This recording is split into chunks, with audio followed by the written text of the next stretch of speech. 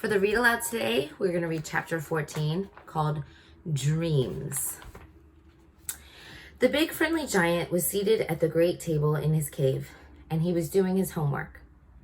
Sophie sat cross-legged on the tabletop nearby, watching him at work. The glass jar containing the one and only good dream they had caught that day stood between them. The BFG, with great care and patience, was printing something on a piece of paper with an enormous pencil. "What are you writing?" Sophie asked. "Every dream is having its special label on the bottle," the BFG said. "How else could I find the one I am wanting in a hurry?" "But can you really and truly tell what sort of a dream it's going to be by simply listening to it?" Sophie asked. "I can," the BFG said, not looking up. "But how? Is it by the way it hums and buzzes?"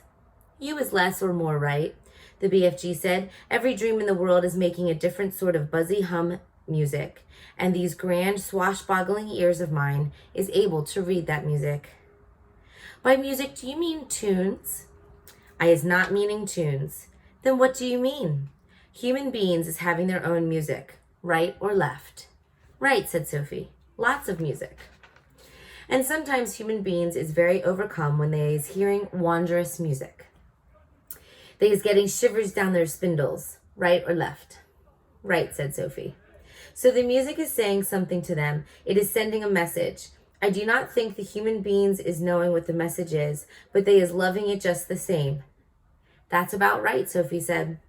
"But because of these jump-squiffling ears of mine," the BFG said, "I is not only able to hear the music that dreams is making, but I is understanding it also." "What do you mean understanding it?" Sophie said. "I can read it," the BFG said. "It talks to me. It is like a language."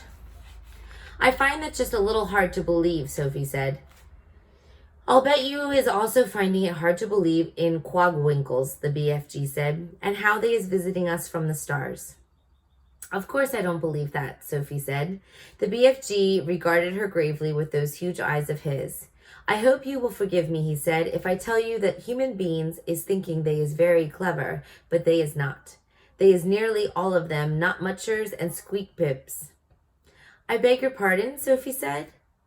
"The matter with human beings," the BFG went on, "is that they is absolutely refusing to believe in anything unless they is actually seeing it and right in front of their own schnozzles.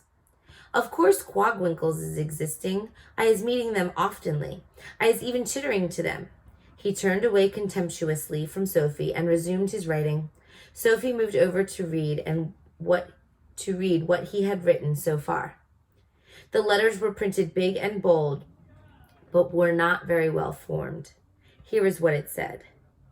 "The dream is about how I is saving my teacher from drowning. I is diving into the river from a high bridge and is dragging my teacher to the bank. And then I is giving him the kiss of death." "The kiss of what?" Sophie asked. The BFG stopped writing and raised his head slowly. His eyes rested on Sophie's face. "I is telling you once before," he said quietly, "that I is never having a chance to go to school. I is full of mistakes.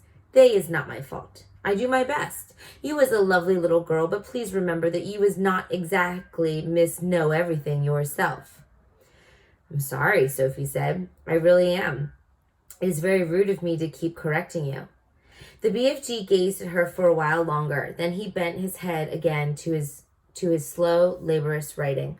"Tell me honestly," Sophie said, "if you blew this dream into my bedroom when I was asleep, would I really and truly start dreaming about how I saved my teacher from drowning by diving off the bridge?"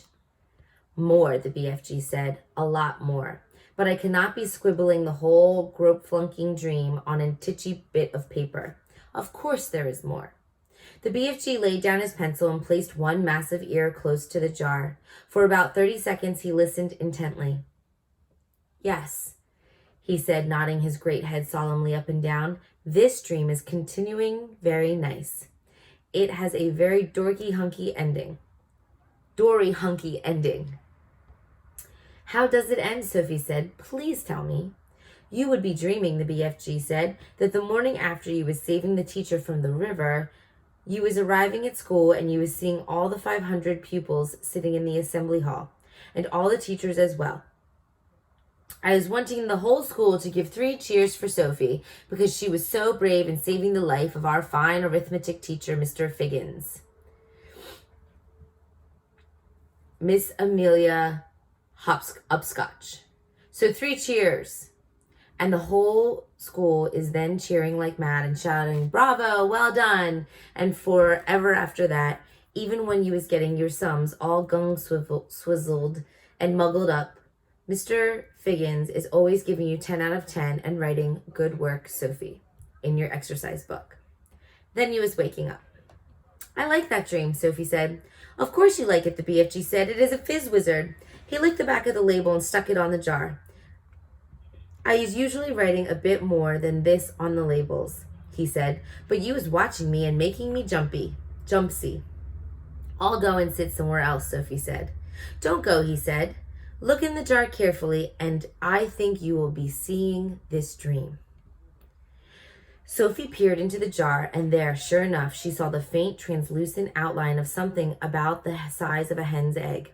There was a touch of color in it, a pale sea green, soft and shimmering, and very beautiful.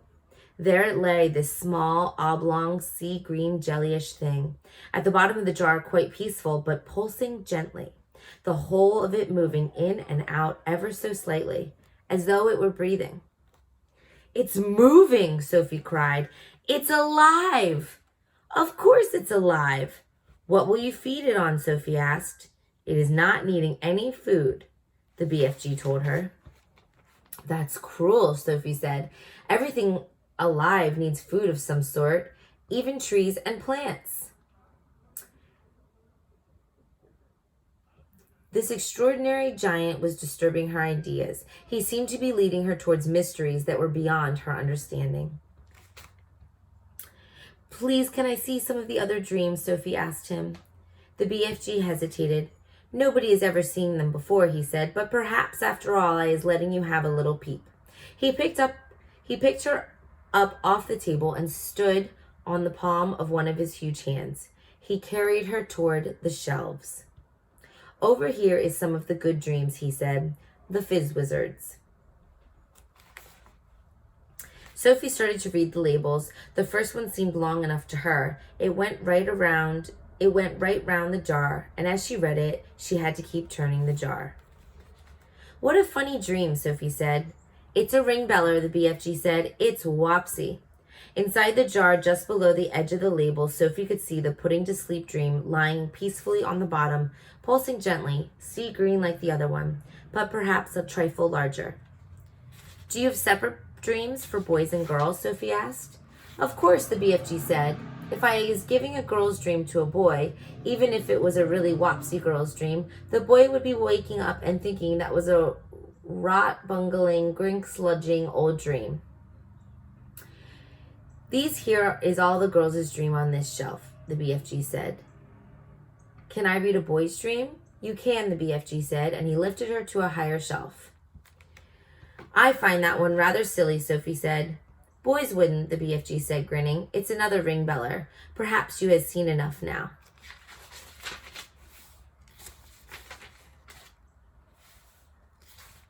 All the same, she couldn't resist reaching down and pressing her tummy button to see if it worked because of the dream she had just read. Nothing happened. "Dreams is very mystical things," the BFG said. "Human beings is not understanding them at all. Not even their brainiest professors are understanding them." "That's enough for now," the BFG said. "There is dillions more, but my arm is getting tired holding you up." "What are all those over there?" Sophie said. "Why have they got such tiny labels?" "That," the BFG said, "is because one day I is catching so many dreams I is not having the time or the energy to write out the labels. But there is enough to remind me." "What amazes me," Sophie said, "is how you ever learned to write in the first place." "Ah," said the BFG, "I has been wondering how long it is before you was asking me that." "Considering you never went to school, I think it's quite marvelous," Sophie said. "How did you learn?" The BFG crossed the cave and opened a tiny secret door in the wall. He took out a book, very old and tattered, By human standards, it was an ordinary-sized book, but it looked like a postage stamp in his huge hand. One night, he said, I was blowing a dream through a window, and I seized this book lying on the little boy's bedroom table. I wanted it so badly, you understand, but I is refusing to steal it. I would never do that. So how did you get it? Sophie asked. I borrowed it, the BFG said, smiling a little. Just for a short time, I borrowed it. How long have you had it? Sophie asked. Perhaps only 80 years, the BFG said. Soon I shall be putting it back. And that's how you taught yourself to write? Sophie asked. I is reading it hundreds of times, the BFG said. Sophie took the book out of his hand. Nicholas Nickleby, she read out loud. By Doll's Chickens, the BFG said. By who? Sophie said. Just then there came a tremendous noise of galloping feet from outside the cave. What's that? Sophie cried. That is all the giant's zips fizzing off to another country to guzzle human beings, the BFG said. He quickly popped Sophie into his waist pocket, then hurried to the cave entrance and rolled back the stone. Sophie, peeping out of her spy hole, saw all 9 of the fearsome giants coming past at full gallop. Where's you off to tonight? Shouted the BFG. We is all of us flesh bunking off to England tonight, answered the flesh lump eater as they went galloping past. I, shouted the mead masher, is knowing where there is a giggle house of girls, and I is guzzling myself full as a froth blower. And I knows where there is a boggle box for boys, shouted the gizzard gulper. In a few seconds, the 9 galloping giants were out of sight. What did he mean? Sophie said, poking her head out of the pocket. What is the giggle house for girls?